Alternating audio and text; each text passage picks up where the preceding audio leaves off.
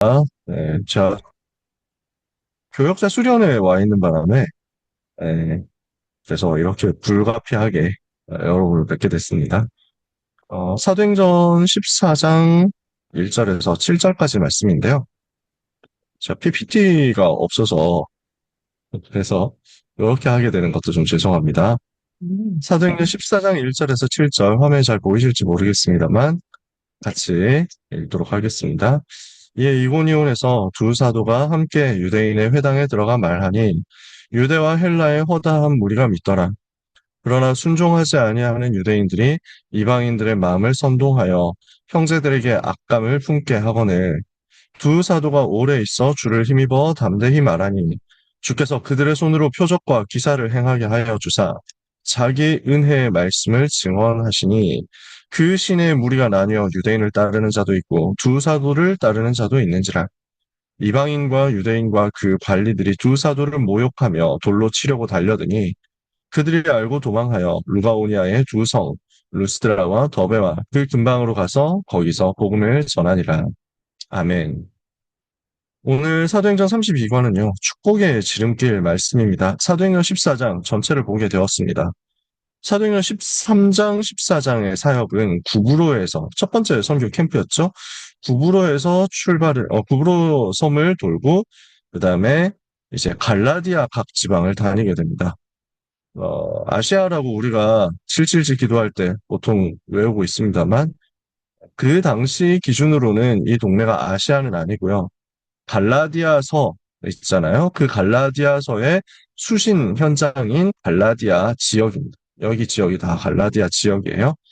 그 중에서 사도행전 14장은요, 이고니온, 루스드라, 더베 현장에서의 사역입니다. 왜 요 지역 이야기를 하느냐면요. 요 지역 출신 제자들이 딱히 눈에 엄청 빨리 들어오지는 않을 수 있습니다. 루스드라 출신 제자인 디모데 말고는 우리가 뭐 잘 모르는 경우들도 있습니다. 그러면 이 지역에 역사가 안 일어났고 열매가 없느냐? 전혀 그렇지 않고 사도행전의 이름이 자세하게 많이 나와 있지는 않지만 여기에서 일어난 성도들이 갈라디아 교회가 되었다. 갈라디아 각 지방의 교회가 되었다는 것.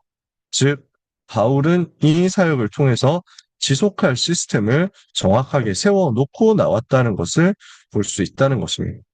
그래서 여기 이고니온에서의 사역이 1절에서 7절까지 짧게 기록되어 있지만 그래서 여기에서 누가 일어났는지 어떤 인물들이 있었는지 나와 있진 않지만 그러나 여기에 정확하게 하나님께서는 또 역사하신 것이다 라는 것을 보고 가겠다라는 것입니다. 그러면 어떻게 했을 때 바울과 같은 전도운동을 우리가 할 수 있겠느냐? 여기에 대한 기도 제목을 오늘 품어야 되겠습니다. 서론에 보시면요. 직장, 군부대, 공무원, 사회 속에 요셉 같은 인물이 두 사람만 있어도 세계복음화가 빠른 속도로 진행될 것입니다. 아파트 내에 브리스가 같은 인물이 살고 있다면 다락방 전도 운동이 급속하게 일어날 것입니다. 하나님은 모든 것을 예비하고 계시거든요. 이런 인물을 찾는 것이 가장 빠른 길이고 축복의 길이 되는 것입니다. 그래서 우리 주님께서 너희는 가서 모든 민족을 제자로 삼으라 라고 하셨어요. 제자를 예비해 두고 계신다는 것입니다. 내가 제자를 만드는 것이 아니라 주님이 예비하신 제자를 만나는 것이기 때문에 우리는 부담을 가질 것이 없는 것이죠. 오늘 기도 수업에서도 전도는 하는 것이 아니라 보는 것이다. 캠프는 하는 것이 아니라 보는 것이다. 였습니다. 사실 어제 밤 4시 반까지 포럼을 했습니다. 교육자분하고. 그러면서 다락방 30년 같이 했던 동역자 분이시거든요. 그러면서 같이 이야기하면서 한을 붙잡았던 게 우리가 다락방 처음 시작할 때 붙잡았던 게 뭐냐. 이 복음 붙잡으니까 해방되었지 않냐. 종교 생활을 하다가 복음 깨달으니까 너무 해방되고 너무 자유롭고 너무 행복했었지 않냐. 근데 지금 우리 랩런트들이 이걸 잘 모르는 것 같다. 행복이라는 것을 잘 모르는 것 같다. 왜 안 되는가? 이걸 안 해서 그렇다. 저걸 안 해서 그렇다. 라는 것만 계속 랩런트들이 듣고 있는 것 같다. 우리가 이걸 바꿔야 되지 않겠냐 하는 포럼들을 한 거였어요. 진짜 복음이면 해방되는 것이고, 전도는 되어지는 것이고, 캠프는 하는 것이 아니라 보는 것이거든요. 내가 하는 게 아니라 하나님이 다 하시는 것에 많은 증인으로 서 있는 것입니다. 그래서 우리는 눈을 바르게 여는 것이 중요합니다. 우리의 눈만 바르게 열리면 모든 축복 누리게 될 것이기 때문입니다. 이 사실을 깨달으면 우리 다락방 전도 운동에서 하는 제자 훈련은 왜 이런가라는 것을 이해하게 됩니다. 되게 우리 랩런트들은 우리 안에만 있었던 경우는 잘 모릅니다. 근데 일반 교단에서 하는 많은 단체에서 하는 제자 훈련과 다락방 전도 훈련의 전도 운동의 제자 훈련 완전 다르거든요. 일반 교단에서는 그분들이 하는 게 잘못됐다라고 얘기하는 건 아닌데요. 굉장히 해야 되는 게 많습니다. 시키는 게 많아요. 이걸 해야 되고 저걸 해야 됩니다. 어, 내비게이터 선교에서 저도 잠깐 선교회에 가입해서 훈련 받은 건 아니고 선교회 자료를 가지고 교회에서 훈련을 받았지만 성경 구절 암송이 몇십 개가 그 단계별로 있습니다. 69절이 1단계 69절, 2단계 69절, 3단계 69절 하는 식으로 있습니다. CCC도 마찬가지고요. UBF 같은 데서는요, 대학생 성경 읽기 선교회라고 하는데, 여기는 아예, 순장과, 약간 그 조장과, 그 다음에 조언이 엄청나게 아버지의 아들처럼 묶여 있습니다. 떠나가면 안 되도록, 배반하면 안 되도록, 이렇게까지 묶여 있습니다. 굉장히 강력하게 링크가 되어 있어요. 그래서 이런 걸 시키고 저런 걸 시키고, 이런 것도 해야 되고 저런 것도 해야 됩니다. 근데 우리는 제자 훈련이 어떻습니까? 계속 메시지 듣는 겁니다. 계속 복음 듣는 거예요. 다락방 전도 운동의 훈련은 여기에 집중되어 있어요. 왜 그러냐? 일반 단체 같으면은 이걸 써와라, 이걸 조사해와라, 여기 있는 내용 빈칸을 채워라 이런 것들이 교재 내용입니다. 우리는 계속 메시지입니다. 왜냐? 복음을 계속 듣고 언약이 붙잡아지면 그 다음에는 되어지게 돼 있다라고 믿기 때문입니다. 오늘 우리는 이걸 하는 겁니다. 진짜 그리스도 깨달았냐라는 것이 복음 깨달았냐? 진짜 복음이 무엇인지 봤느냐? 이거거든요. 바울이 이 일을 위해서 생명을 걸었습니다. 제자 찾는데 생명을 걸었습니다. 그러면 누가 제자냐? 다락방 전도 운동의 메시지가 처음 시작될 때 이 메시지를 가지고 강탈했습니다. 저도 기억나는 게 수영로 집회 메시지 1강이었습니다. 복음화 운동의 자격자가 누구냐? 누가 세계복음화 할 수 있느냐? 이런 걸 해야 된다? 저런 열심을 해야 된다? 저런 사명을 감당해야 된다가 아니었습니다. 그리스도 아는 자. 그래서 주님의 관심이 뭐였습니까? 너희는 나를 누구라 하느냐였습니다. 누가 복음의 운동의 자격자입니까? 주는 그리스도시요 살아계신 하나님의 아들이십니다. 아는 사람입니다. 그리스도가 무슨 뜻인지 무슨 말인지 아는 사람. 그 그리스도가 무슨 일을 하셨으며 그 그리스도와 나와 그 그리스도가 나와 무슨 관계가 있는지를 아는 사람입니다. 두 번째, 그리스도 안에 있는 비밀을 아는 사람이 복음화 운동할 수 있습니다. 뭡니까? 너는 베드로라. 내가 이 반석 위에 내 교회를 세우리니 음부의 권세가 너를 이기지 못하리라. 이건 아는 사람입니다. 누가 복음화 운동할 수 있습니까?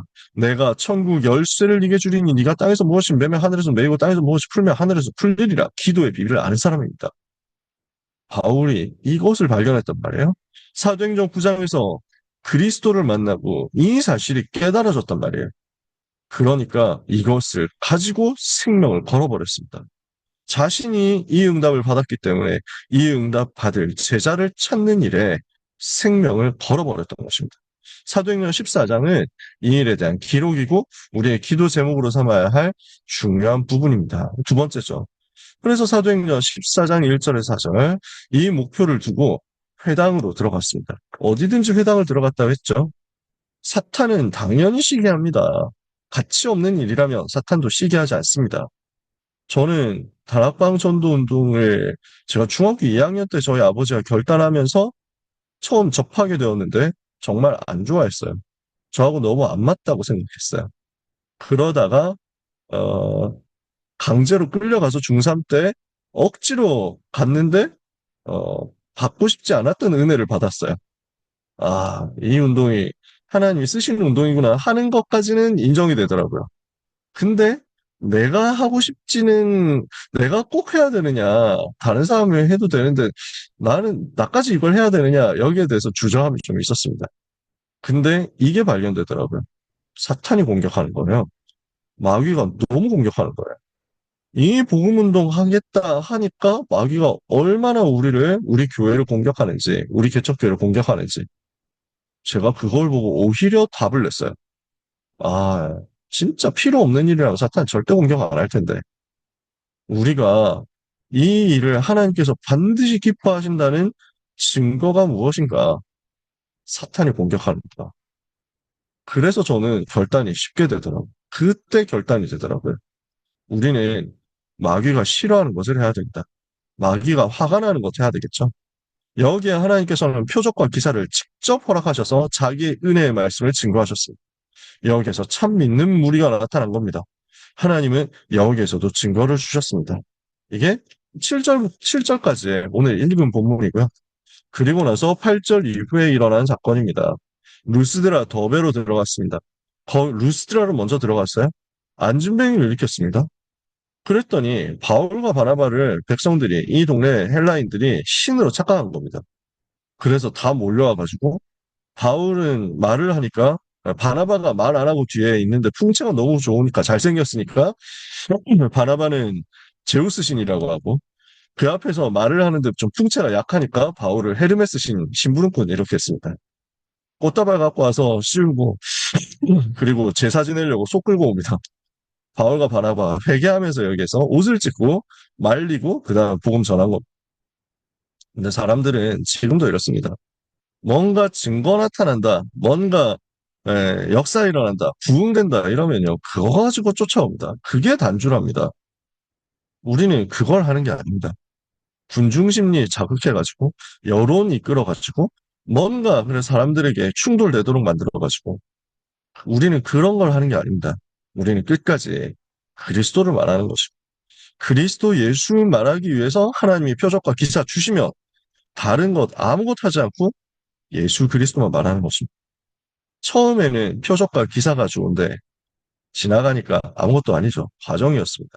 처음에는 응답이 좋았습니다. 나중에 지나보니까 응답을 주시는 주님 바라보는 것입니다. 이것을 현장에 전달해야 될 줄 믿습니다. 이렇게 복음 전하고 있으니까 어떤 일이 벌어집니까? 무리가 와가지고, 유대인들이 와가지고 악한 사람들 동원해서 바울을 돌로 쳐서, 끌어내서 발로 돌로 쳐서 죽인 겁니다. 거의 죽게 됐습니다. 성 밖에, 죽은 줄 알고 성 밖에 시체 던지는 곳에 내쳤습니다. 그런데 다시 일어날 거예요.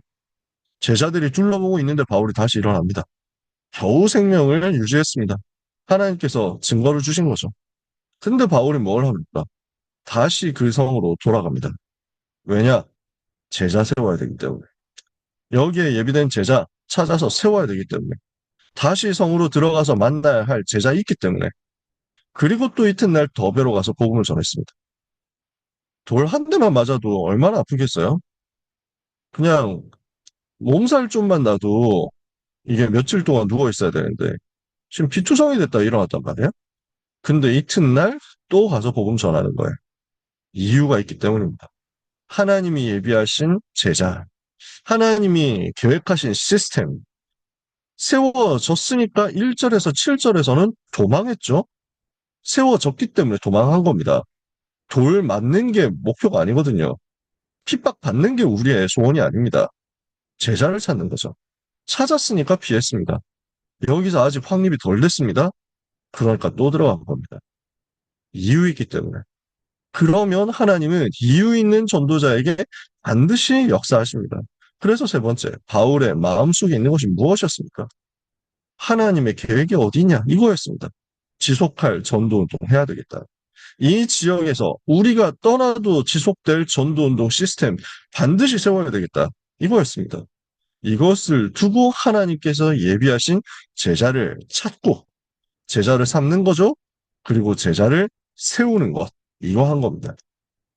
그러면 그 다음 단계까지 나옵니다. 파송하는 시간표도 옵니다. 이게 사도행전 20장 가서 나옵니다. 그래서 다락방 전도 운동에서 이야기하는 전도가 무엇이냐 했을 때 EBS 기초훈련 교재에서 하는 얘기가 있습니다. 전도는 제자를 찾고 세우고 파송하는 것이다. 우리도 평생에 이 응답을 받게 되기를 원합니다. 하나님 현장 예배하신 제자 찾아내고 그리고 이 제자를 확립해서 양육하고 훈련시키고 그 제자를 내보내서 자기 미션 가지고 자기 현장에서 또 다른 전도 운동 재생산하는 일이 일어나기까지 돕는 것. 하나님께서 우리에게 이것을 계획하셨고 작정하셨습니다. 우리의 삶에 이 증거가 나타나고 우리의 평생이 여기에 쓰임받게 되려면 어떻게 해야 되겠습니까? 내가 먼저 복음화 운동의 자격자 되어서 바울이 그랬던 것처럼 이 제자 찾는 일에 생을 들이도록 마음 담고 기도하고 결단하다가 하나님이 주신 은혜를 최고로 누리는 여러분 되시기를 예수 그리스도 이름으로 축복합니다.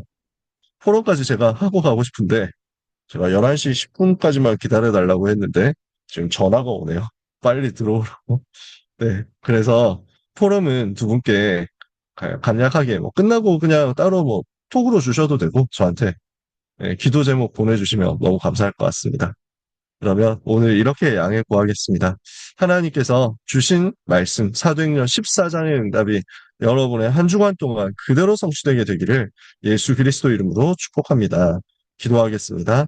하나님께 감사드립니다. 주의 백성들을 통해서 제자를 찾고 세우고 파송하는 일들이 일어나게 하여 주옵소서. 제자 세우는 일에 생을 들이며 하나님이 주시는 은혜를 받게 하여 주옵소서.